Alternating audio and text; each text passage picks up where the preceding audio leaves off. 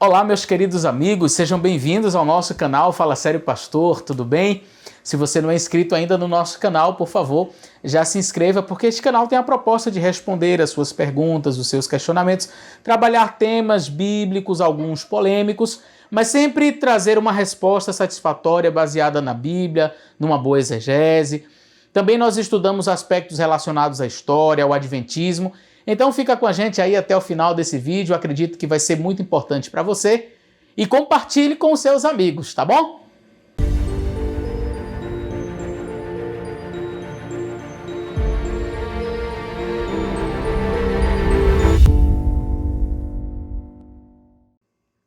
Tradutore, traditore, que significa tradutor, traidor.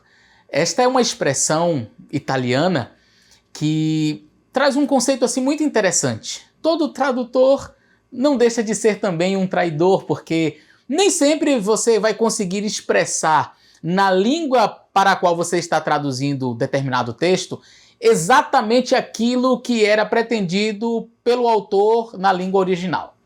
Então, há muitas dificuldades que nós encontramos, por exemplo, a dificuldade temporal. Nós vivemos aí em relação à Bíblia, que é o nosso foco de estudo, em torno aí de 4.000 anos desde os primeiros escritos, né, ali por Moisés, o Pentateuco, a Torá, enfim.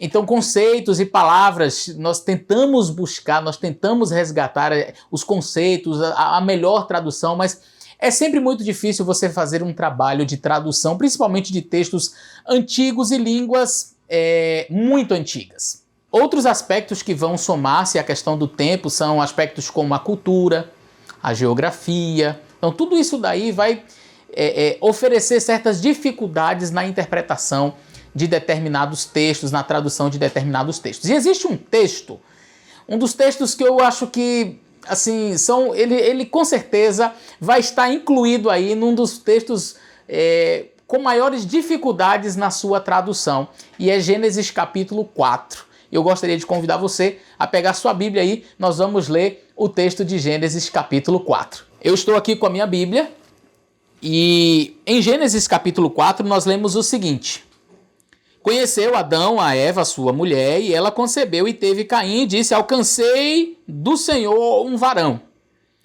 E teve mais o seu irmão, Abel. Abel foi pastor de ovelhas e Caim foi lavrador da terra. E aconteceu ao cabo de dias que Caim trouxe do fruto da terra uma oferta ao Senhor. E Abel trouxe dos primogênitos das suas ovelhas e da sua gordura. E atentou o Senhor para Abel e para a sua oferta, mas para Caim, para a sua oferta, não atentou. E irou-se fortemente Caim e descaiu-lhe o semblante. Agora eu vou ler o verso 6. E o Senhor disse a Caim: Por que tiraste? E por que descaiu o teu semblante? Vem o verso agora que é um dos versos mais difíceis em sua tradução. E diz assim: Se fizeres bem, não haverá aceitação para ti. E se não fizeres bem, o pecado jaz à porta. E para ti será o seu desejo, e sobre ele dominarás. Nossa! O que esse verso quer dizer? Quais são as interpretações que nós podemos dar para este verso? A princípio, numa leitura assim superficial, numa leitura mais rápida, nós podemos inferir algumas coisas. Bom, Deus chega para Caim e diz: Olha, Caim, o pecado jaz à porta. Que porta? E aí você vai dizer: pastor, a porta do coração, o pecado está batendo ali na porta do seu coração, querendo entrar. Ok, mas cumpre a você dominar este pecado, né? E se eu disser para você que, na verdade, não é nada disso que esse texto está falando? Uou! Como assim, pastor? Então quer dizer que o tradutor não foi feliz?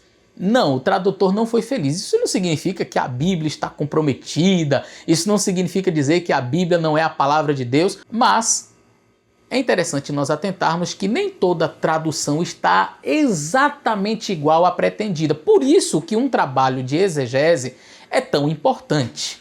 E quando nós vamos fazer um trabalho de exegese, nós olhamos a língua original, nós comparamos textos, nós comparamos outras passagens que têm similaridades e aí nós chegamos a uma tradução mais próxima daquela que seria o original. Os meus amigos que são alunos aí do Hebraico Bíblico Fácil aqui do canal vão gostar muito desta explanação de hoje, porque nós vamos fazer algumas análises de alguns termos e vamos fazer uma busca aí por alguns materiais e vamos falar sobre alguns conceitos já apresentados aqui no canal, tá bom? A primeira coisa que nós vamos analisar nesse texto é a seguinte: há uma dificuldade com uma expressão neste verso, que é a expressão hatat, que quer dizer pecado, tá certo? Ou transgressão. No texto em hebraico que eu tenho aqui em minhas mãos, nós lemos o seguinte: Ve'im lo tetiv, que quer dizer e se não procederes bem, se não procederes corretamente, lendo a segunda parte do verso 7, tá? Lapetar hatat rovetz, que quer dizer diante da porta, ou a porta, a transgressão jaz. Né? Diante da porta ou à porta, transgressão jaz. Está ali, não é? Descansando ali, deitada, acampada ali. A ideia é mais ou menos essa. Ve'elecha teshukato ve'ata timshalbo. E essa expressão quer dizer, e para ti, o desejo dele, ou o seu desejo. O sufixo aqui é masculino, eu vou explicar já já sobre isso. E tu dominarás sobre ele. Timshalbo. Ok. Qual é a dificuldade, então, deste verso? Como eu já mencionei, a palavra hatat oferece a grande dificuldade desse texto. E por quê? Porque hatat é uma palavra feminina.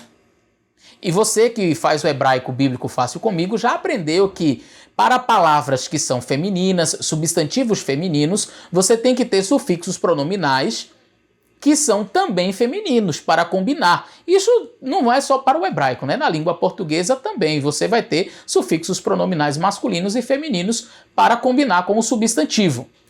Se a palavra hatat aqui é feminina, os sufixos pronominais que se referem a esta palavra deveriam ser o quê? Femininos. Então vamos interpretar. Se não procederes bem, o pecado, vamos trocar a palavra pecado, já que a palavra hatat é feminina, vamos transformar ou vamos usar uma outra expressão que é similar para combinar melhor, feminino com feminino, tá? Transgressão, a transgressão, ao invés de o pecado, tá? Então vamos lá. E se não procederes bem, a transgressão jaz à porta. O desejo de quem? Da transgressão será para ti? Seria o desejo dela, será para ti? E sobre ela você deve dominar? Você deve dominar o quê? O pecado? A transgressão? Não. Porque o sufixo utilizado aqui é um sufixo masculino. Então, é simples, você precisa fazer uma exegese. E quando você faz uma exegese responsável, você vai observar que os sufixos masculinos são impossíveis de se referirem a esta expressão hatat. A propósito, eu vou deixar aqui no link da descrição um material produzido pelo Dr. Joaquim Azevedo, que foi meu orientador, uma pessoa muito querida, a quem eu tenho uma admiração muito grande. Ele foi meu orientador na minha conclusão do meu curso de teologia e professor de hebraico. Ele fez um artigo fantástico, vai explicar detalhadamente isto. Eu também produzi um artigo que eu vou deixar no link da descrição e você pode baixar tanto o meu artigo quanto do pastor Dr. Joaquim, tá certo? Então, voltando aqui para o assunto, nós temos então que este sufixo é masculino, os sufixos que estão ali acompanhando a palavra desejo e a palavra domínio. As palavras aqui são teshuká, que aqui com o sufixo masculino fica teshukato, esse o no final é um sufixo masculino da terceira pessoa singular, ok? E você tem timshalbo. Timshal vem da origem do verbo mashal, que é dominar, tá certo? E esse timshalbo dominarás a ele, ou sobre ele, ok? É uma expressão que termina também com esse o, que é um sufixo masculino. Portanto, não tem que ver com hatat. Bom, pastor, se não tem que ver com o pecado, se não tem que ver com a transgressão, então quem é que Caim vai dominar? Sobre quem Caim vai dominar? Como é que eu vou entender esse texto agora? Então, nós temos que olhar para o capítulo. E o Dr. Joaquim ele vai trabalhar exatamente nessa proposta de fazer a exegese olhando o contexto do próprio capítulo, a perícope, e ali você vai encontrar a resposta. E quando você lê o Gênesis capítulo 4, você vai perceber que nós temos ali o antecedente masculino mais próximo, além de Caim, quem é? Abel. E não Hatat. Hatat quer dizer transgressão, mas é uma palavra feminina. Muito bem, se nós já identificamos que esses sufixos pronominais masculinos não podem se referir a Hatat, mesmo que alguns tentem até alegorizar o texto, eu prefiro ficar com o texto tal como ele é, tá? Alguns dizem assim, não, mas aqui Hatat é porque deve ser que Hatat aqui é uma personificação de um demônio, então é como se o demônio tivesse ali à espreita para te atacar. Eu prefiro olhar o texto como ele é. E não ficar alegorizando, até porque o texto ele é muito claro, ele não permite uma alegorização, tá? Então eu tenho ali duas palavras, não é? Eu tenho o verbo dominar e eu tenho também a palavra desejo, que são acompanhadas de sufixos masculinos e eu preciso identificar quem é este masculino. Olhando para o próprio texto, o único antecedente masculino mais próximo é Abel, beleza? Então o domínio, o desejo tem que ver com Abel. Mas pastor, o senhor não explicou ainda Hatat. E eu vou explicar para vocês. Olha só, Hatat, ela é uma palavra que significa pecado, transgressão, mas também pode significar oferta pelo pecado, sacrifício. Uou! Então nós acabamos de expandir um pouco mais os nossos conceitos e podemos chegar a uma tradução muito melhor. Se você vai ao livro de Levítico, livro de Êxodo, quando fala ali das ofertas que o povo de Israel deveria oferecer no templo, uma delas era Hatat, oferta pela transgressão. Uou, então, peraí, se Hatat pode ser oferta pela transgressão, e então eu posso ter uma tradução melhor? E por que não a tradução ser feita da seguinte maneira? Se não procederes bem, vamos ler o verso 7 todo. Se fizeres bem, não é certo que serás aceito, todavia, se não procederes bem, eis que uma oferta pelo pecado, e não o pecado, mas uma oferta pelo pecado, jaz à porta. Que porta? A porta do jardim do Éden, que era onde Caim e Abel ofereciam os seus sacrifícios. Isto é explanado de maneira muito interessante por vários autores não adventistas, tá? Vários autores, eu não vou ter tempo para explicar isso aqui agora, mas há muitos autores que defendem a ideia de que aqueles querubins que estavam à porta do Éden seria de maneira prefigurada, de maneira ainda incipiente, trazendo uma ideia de santuário, tá? Como se do lado de cá fosse o pátio, o lugar onde os seres humanos estão, lugar, né, de pecado, enfim, e do lado de lá seria aonde estaria a presença de Deus. Então, continuando na nossa tradução, se fizeres bem, não é certo que serás aceito, todavia se não fizeres o bem, né, se não procederes bem, eis que uma oferta pelo pecado jaz à porta do jardim, ok? O seu desejo, ou uma tradução melhor seria o desejo dele quem? De Abel, será para ti, e sobre ele dominarás. Mas por que essa ênfase no desejo dele, sobre ele dominar? Simples, Caim ele foi oferecer uma oferta que Deus não havia solicitado.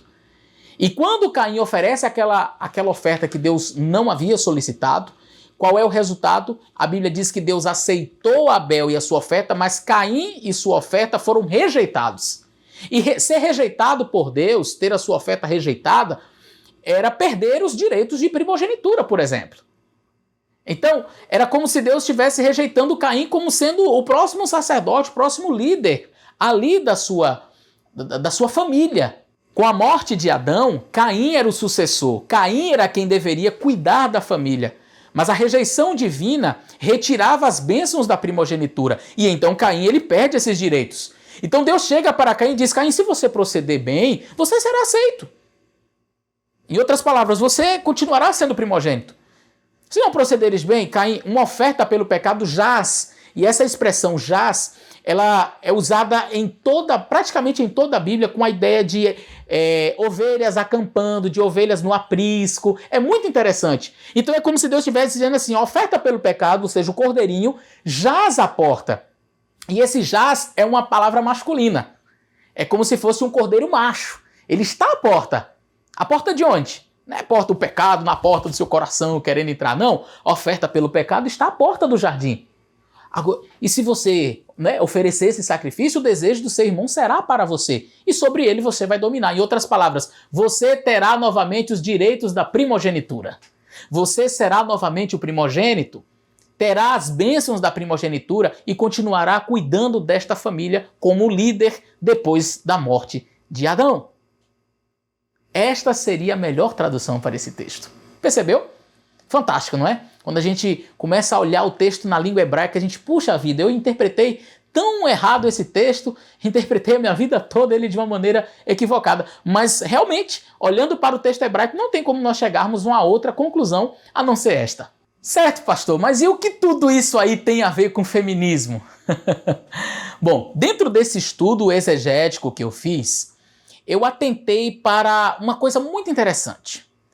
Estas duas expressões, desejo e domínio, juntas desta forma, elas vão aparecer apenas 2 vezes em todo o Antigo Testamento. E adivinha onde está a outra ocorrência destas expressões? Exatamente no capítulo 3, verso 16. Quando Deus ele fala para Adão e Eva, depois do pecado cometido, Deus ele pronuncia maldição sobre a terra, Deus ele pronuncia maldição sobre a serpente, mas Deus não amaldiçoa nem Adão e nem Eva. Pode observar. Deus diz, olha, maldita é a terra por tua causa, Adão. Mas maldição sobre Adão e Eva Deus não pronuncia. E sabe por quê? Deixa eu fazer um adendo aqui rápido. Porque a maldição que cabia ao ser humano, Deus tomou para si. E Paulo vai falar sobre isso quando ele diz assim, olha, Cristo se fez maldição por nós. Deus chega e amaldiçoa a serpente, maldita és, vais rastejar por todos os dias da tua vida, comer pó. Maldita é a terra, Adão, por tua causa. Nós vivemos, infelizmente, num planeta que foi amaldiçoado. Mas na hora de dizer assim, maldito é você, Adão, maldita é você, Eva, Deus não fez isso. Deus não amaldiçoou nem Adão e nem Eva. Isso é lindo. É como se Deus estivesse dizendo assim, olha, vocês merecem a maldição, mas a maldição que cabia a vocês eu tomo para mim. Eu assumo essa maldição. Eu morro no lugar de vocês. Mas aí, no verso 16, Deus diz à mulher, multiplicarei a tua conceição, grandemente, e você vai ter dor ao você ter filhos, e aí Deus diz assim, o teu desejo será para o teu marido e ele te dominará. Algumas pessoas, por não compreenderem a Bíblia ou por não usarem as lentes corretas para estudar a Bíblia, quando você usa a lente certa, você vai chegar à conclusão certa. Mas tirar a lente bíblica divina, a lente de Deus, e pegar uma lente feminista, humanista, atual, contemporânea, para estudar o texto bíblico, você vai chegar à conclusão equivocada. Aí você vai ouvir pessoas falando o seguinte, isto aqui é a tragédia, isso aqui foi uma tragédia para a mulher, estas palavras foram... Não foi tragédia nenhuma, porque não era propósito de Deus que fosse tragédia. Ah, mas isso aqui representa um machismo. Eu já vi algumas pessoas dizendo assim, olha, isso daqui é um machismo. Peraí, primeira coisa que eu tenho que fazer é, quem foi a pessoa que pronunciou estas palavras? Eu tenho que descobrir. Peraí, foi Deus. Peraí, então Deus é machista? Não. Deus está, então, trazendo uma tragédia para a mulher? Era propósito de Deus que isso acontecesse? Não. Então eu tenho que usar as lentes da Bíblia para compreender a Bíblia. E o capítulo 4 é que vai abrir um pouco o leque para eu entender o assunto. E por quê? Porque as palavras Texuká e Machal, que traduzido seria o desejo, né? E o domínio, aparecem exatamente na mesma ordem e com diferença de um capítulo para o outro. Ou seja, muito próximo. Está dentro do mesmo contexto. Ainda, Éden, queda. Estas palavras juntas, dessa forma, elas não vão aparecer nunca mais em toda a Bíblia. Isso é muito interessante. Eu preciso entender que há um paralelismo aqui.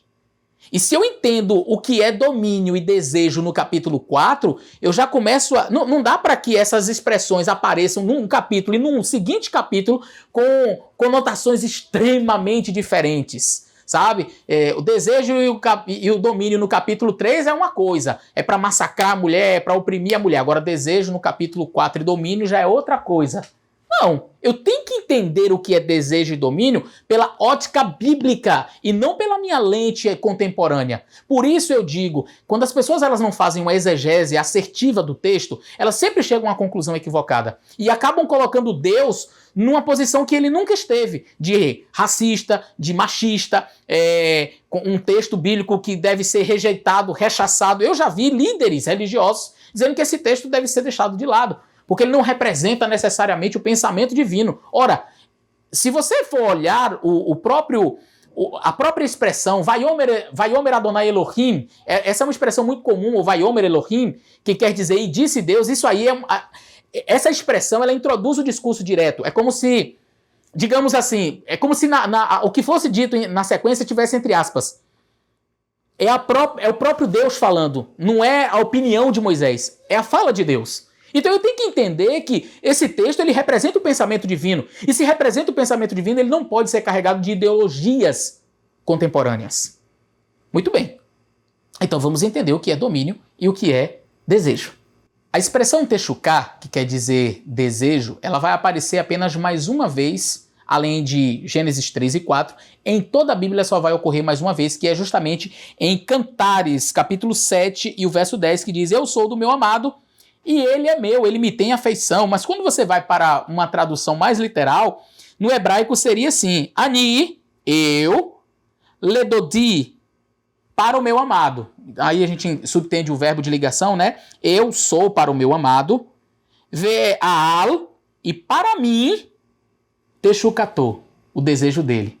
Perceba que está na ordem invertida, não é de Gênesis. Lá, a mulher teria o desejo para o seu marido, mas aqui, o marido é que tem o desejo para a mulher. Você já vai perceber que, peraí, então não é necessariamente um problema não é uma questão de dominação, não é uma questão de rebaixar a mulher.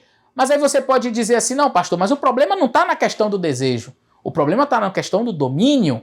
Muito bem, então vamos para Gênesis capítulo 4. Quando nós vamos para Gênesis capítulo 4, como já mencionei, nós vamos perceber que as expressões que são apontadas para Eva no capítulo 3 também são apontadas para Abel no capítulo 4, como que Abel iria ser dominado por Caim e o desejo de Abel seria para Caim. A pergunta é, que tipo de domínio exercia o primogênito sobre os seus irmãos? Era um domínio opressor? Era um domínio de tirania? Era algo para humilhar? Era alguém que estaria ali para colocar uma carga pesada sobre os seus irmãos? Absolutamente não. Quando você vai na história, quando você avalia, o primogênito, na verdade, a primogenitura oferecia àquele filho, o primeiro filho, direitos e responsabilidades muito grandes. E que direitos e responsabilidades eram esses? O direito de assumir o clã, não é? Assumir a família quando o patriarca morresse, e ele teria que zelar, ele teria que ser como se fosse o sacerdote, ele teria que ter os cuidados espirituais, ele teria que ser o provedor, o protetor, sobretudo, dos seus filhos, da sua família em geral. Então, a função do primogênito não era de opressão. A função da primogenitura não era colocar o filho mais velho numa posição em que ele pudesse humilhar, em que ele pudesse violentar. E algumas pessoas entendem o texto de Gênesis capítulo 3, quando fala o seu desejo será para o teu marido e ele te dominará. Veja, o marido tem que pisar na mulher, ele tem que violentar. Não tem absolutamente nada a ver com isso. Então, quando você olha pela lente bíblica, você vai entender que, na verdade, o desejo de Eva para o marido e o domínio de Adão sobre Eva não tem absolutamente nada a ver com violência, com machismo, com superioridade, absolutamente nada a ver. E aí algumas pessoas, depois do meu último vídeo, me questionaram, mas pastor, é porque você não entende que existem várias linhas do feminismo, quem defende o feminismo que é adventista, e eu já digo que não dá para ser adventista e defender feminismo. Mas aí alguns chegam e dizem assim, não pastor, mas a gente não defende o feminismo. com todas as ideologias. Existem várias vertentes. Nós não defendemos aborto, nós não defendemos... Peraí. Existem várias vertentes do feminismo? Nós defendemos um conceito que está no dicionário. Como é que é? Algumas pessoas, elas, não sei, parece que querem brincar com a nossa inteligência.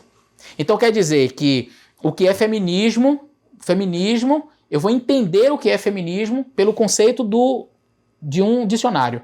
Então o conceito do dicionário define exatamente o que é feminismo. Feminismo não é nada além do que está ali. E por que eu falo de brincar com a minha inteligência? Entenda, definir uma ideologia a partir de um conceito de dicionário sem analisar as obras de quem criou o feminismo, não sei, mas parece uma tolice.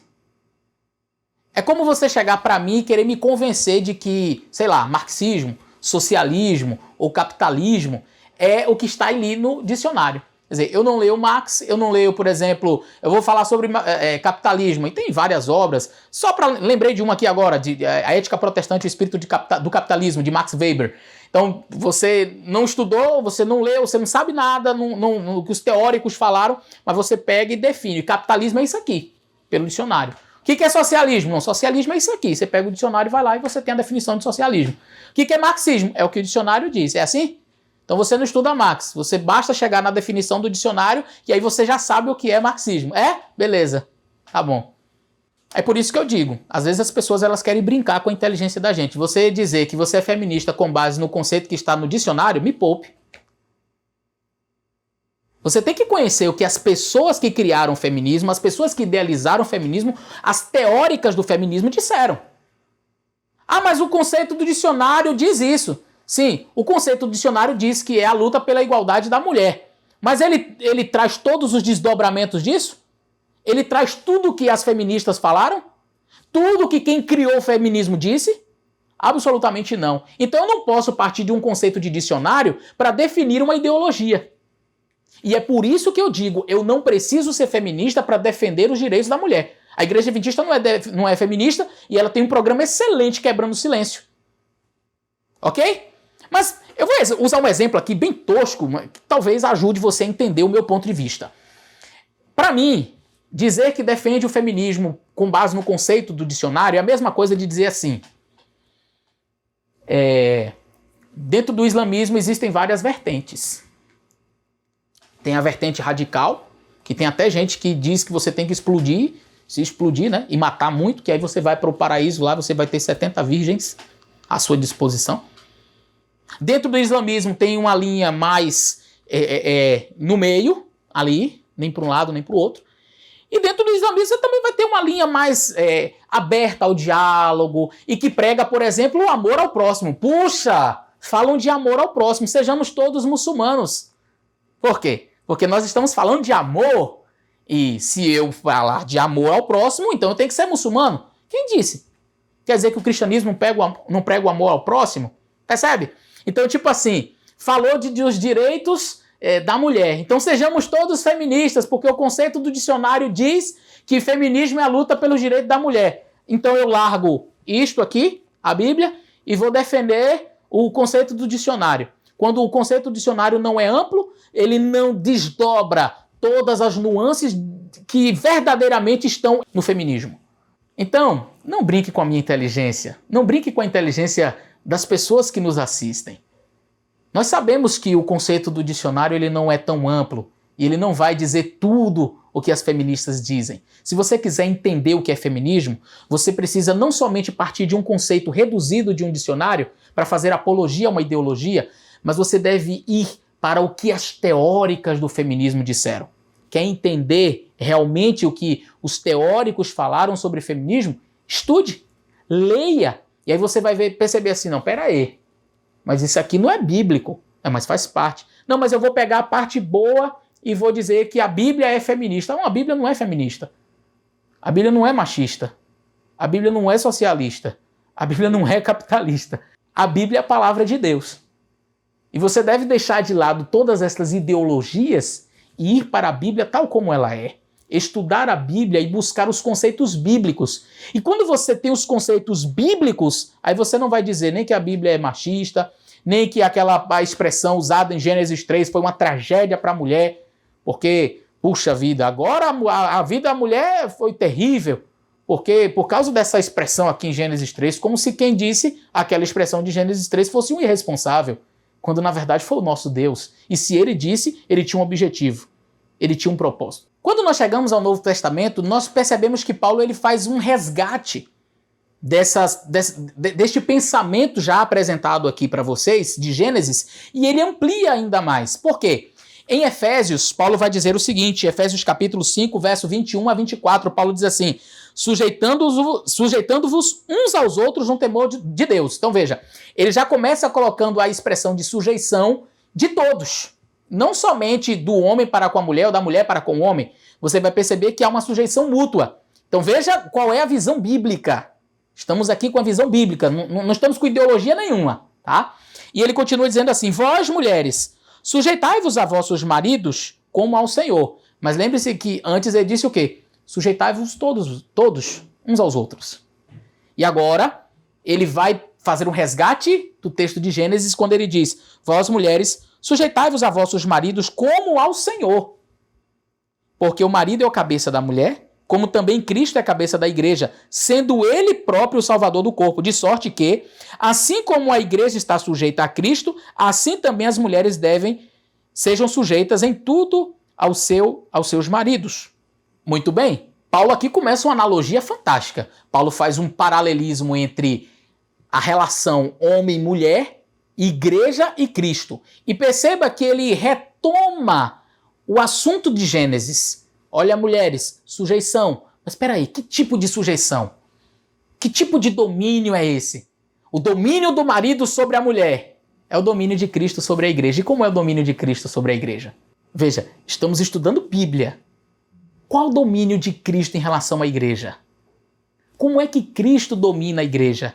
É com rispidez? É com violência? Paulo está retomando o livro de Gênesis, que é o primeiro momento onde se fala de sujeição, de domínio do homem em relação à mulher, sujeição da mulher em relação ao homem.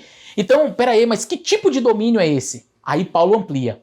Paulo chega e diz assim, é o domínio de Cristo para com a sua igreja. Então, maridos, o domínio de vocês em relação à mulher é o domínio de Cristo, é o mesmo domínio, deve ser parecido. O exemplo é Jesus. Como Cristo domina a igreja? Então tem que olhar, peraí, como é que Cristo trata a sua igreja? Sua igreja erra, sua igreja não é perfeita. Mas como é que Cristo trata a igreja? Esta é a cosmovisão, esta é a lente que eu devo utilizar no texto. Eu vou partir da lente bíblica, da visão bíblica para eu entender. E o próprio Paulo explica quando no verso seguinte ele diz assim, olha, vós maridos amai as vossas mulheres, como também Cristo amou a igreja e a si mesmo se entregou por ela. Assim devem os maridos amar as suas próprias mulheres como a seus próprios corpos. Quem ama a sua mulher, ama-se a si mesmo. Porque nunca ninguém odiou a sua própria carne. Antes a alimenta e sustenta, como também o Senhor a igreja. Porque somos membros do seu corpo e sua carne e de seus ossos. Uou! Que fantástico! Então essa é a cosmovisão bíblica de domínio. Essa é a cosmovisão bíblica de sujeição? É disso que Gênesis está falando? Quando diz que Adão era o cabeça, quando diz que Adão deveria dominar, era como? Com amor. Quando fala de domínio, é para dizer assim, olha, você deve amar tanto a sua esposa, a tal ponto que você dê a vida por ela se necessário. Este é o domínio que você vai exercer, marido. Agora, mulheres, respeitem os seus maridos. Estejam em sujeição a ele, como a igreja deve estar sujeita a Cristo. É fantástica a relação que Paulo estabelece. Nesta retomada implícita, ou até diria explícita, que Paulo faz do Gênesis, nós vamos ter a amplitude. Eu diria que nós alcançamos o ápice da compreensão do que está em Gênesis 3, verso 16. Quer entender? Você já vai para Gênesis 4, percebe qual era a relação de primogenitura, de domínio, e ali você tem a abertura, o passo inicial para a compreensão do assunto. Não dá para dissociar Gênesis 3 de Gênesis 4 pelas próprias expressões, o paralelismo é claro, mas quando você avança na Bíblia e chega ao Novo Testamento, você tem o ápice. Paulo, ele amplia, e ele diz, olha, deixa eu explicar para você o que é sujeição, o que é domínio. Domínio é amor. O que é dominar? Qual é a visão de dominação? É Cristo e sua igreja. Qual é a visão de sujeição? É a sua igreja em relação a Cristo. Puxa vida, então quando eu entendo o relacionamento de Cristo com a sua igreja e de que todos são o mesmo corpo, e Paulo chega a dizer assim, olha, a sua mulher é como se fosse a sua própria carne, você não vai machucar a sua própria carne. Quer dizer, Paulo exclui completamente a possibilidade de violência contra a mulher, de inferiorização em relação à mulher, de subordinação no sentido de colocar a mulher, sabe, para baixo. Ele exclui completamente, porque Cristo nunca fez isso com a igreja. Sabe o que é isso? É uma exegese respeitando a Bíblia. Eu preciso de que tipo de ideologia para defender isso? Eu só preciso da Bíblia e nada mais. Eu só preciso pegar o texto bíblico e ler como ele está, e eu vou compreender qual era a visão de Deus para a relação entre homem e mulher. Não foi uma tragédia, não foi um problema. É fato. O pecado trouxe consequências. Ninguém está negando isso. Mas as palavras de Deus eram para serem entendidas como uma bênção. Ué, pastor, será? Eu quero terminar lendo alguns textos de Ellen White com você. E mesmo você que não é adventista, vai concordar com o que eu vou ler na sequência. Referiram-se a Eva a tristeza e a dor que deveriam, dali em diante, ser o seu quinhão. E disse o Senhor, o teu desejo será para o teu marido e ele te dominará. Gênesis 3,16. Na criação, Deus a fizera igual a Adão. Se houvessem eles permanecido obedientes a Deus, em harmonia com sua grande lei de amor, sempre estariam em harmonia um com o outro. Mas o pecado trouxe a discórdia e agora poderia manter-se a sua união e conservar-se a harmonia unicamente, preste atenção nessa expressão, unicamente pela submissão por parte de um ou de outro. Então, perceba que o texto está colocando como que uma solução para este problema que houve o pecado. Deus diz, olha, unicamente através dessa sujeição de um em relação ao outro, e que nós já entendemos não tem que ver com dominação opressiva, mas unicamente sob essa sujeição é que daria para viver em harmonia. E olha o que diz mais. Eva fora a primeira a transgredir e caíra em tentação, afastando-se de seu companheiro, contrariamente à instrução divina. Foi a sua solicitação que Adão pecou, e agora foi posta sob a sujeição de seu marido. Se os princípios ordenados na lei de Deus tivessem sido acariciados pela raça decaída, esta sentença, que sentença? Aquela de que ela seria dominada e que o desejo dela seria para o marido, diz assim, se os princípios ordenados na lei de Deus tivessem sido acariciados pela raça decaída, esta sentença, se bem que proveniente dos resultados do pecado, como eu disse, não negamos, houve o pecado e vieram consequências em relação a isto. E ela diz, se bem que provenientes dos resultados do pecado, ter-se-ia mostrado ser uma bênção para o gênero humano. Então, peraí, as palavras de Deus eram para serem o quê? Uma bênção para o gênero humano, uma bênção para o homem e uma bênção para a mulher. Ué, pastor, então quando Deus diz o teu desejo será para o teu marido e ele te dominará, isso era para ser uma bênção? Sim, era para ser uma bênção. É o que está escrito. E ela termina dizendo assim, mas o abuso da supremacia assim dada ao homem tem tornado a sorte da mulher muito frequentemente bastante amargurada, fazendo de sua vida um fardo. Pergunto, foram as palavras de Deus que provocaram dor, que trouxeram amargura para a mulher, ou o abuso da supremacia dada ao homem, o abuso que provocou o infortúnio, a tristeza, o sofrimento à mulher? Percebe? As palavras de Deus nunca foram problemáticas. As palavras de Deus nunca foram uma tragédia. Deus sempre quis o bem de suas criaturas e seus filhos. Deus, até na maneira de dar as suas punições, ele o fazia com amor. As palavras de Deus eram para ser bem compreendidas, como Paulo bem explica no livro de Efésios. Que tipo de relação deveria ser? Mas a compreensão equivocada do assunto é que trouxe infortúnio e sofrimento à mulher. A solução para isso não está nas ideologias atuais, não está em conceitos de feminismo ou de outras ideologias que o dicionário traz, não está em você estudar o teórico A ou o teórico B. Sabe onde vai estar a solução para o problema do sofrimento da mulher, para os problemas deste mundo? Aqui. A solução vai estar aqui na palavra de Deus. Ler e compreender bem o que a Bíblia diz exclui a necessidade de qualquer tipo de outras definições ou de outras teorias. Quando nós entendemos perfeitamente o propósito de Deus para a raça humana, quando nós entendemos que mesmo diante do castigo, mesmo diante do pecado, o amor de Deus se expressa de tal maneira que ele protege mesmo assim a mulher, mesmo quando ele mesmo quando ele coloca a sujeição, mesmo quando ele coloca o domínio como parte desta sua fala, desta sua sentença, tudo aquilo ali estava envolvido de amor. E é compreendendo isto, compreendendo o que a Bíblia diz perfeitamente, que você não precisará de nenhum outro tipo de ideologia. Eu quero ler ainda mais uns 2 textos com vocês e nós então encerraremos este vídeo. Nem o marido nem a esposa devem pensar em exercer governo arbitrário um sobre o outro. Não intentem impor um ao outro os seus desejos. Não é possível fazer isso e ao mesmo tempo reter o amor mútuo. Sede bondosos, pacientes, longânimos, corteses e cheios de consideração mútua. Pela graça de Deus podeis ter êxito em vos fazerdes mutuamente felizes, como prometestes no voto matrimonial.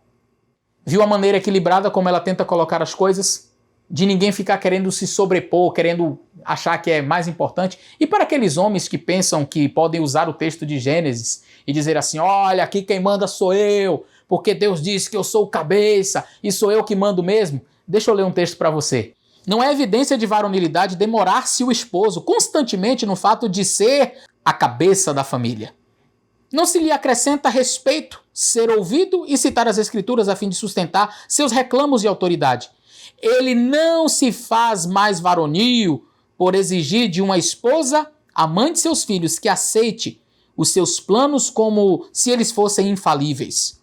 O Senhor constituiu o marido como cabeça da mulher para ser-lhe protetor.